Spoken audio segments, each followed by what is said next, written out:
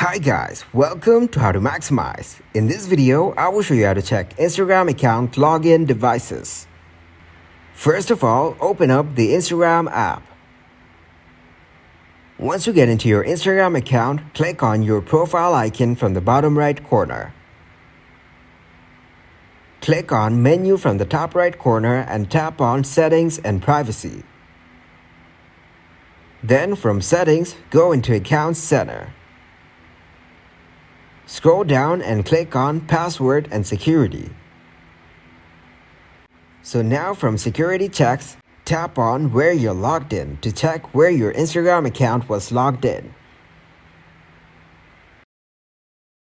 Tap on your account and see the devices you're currently logged in and the logins on the other devices.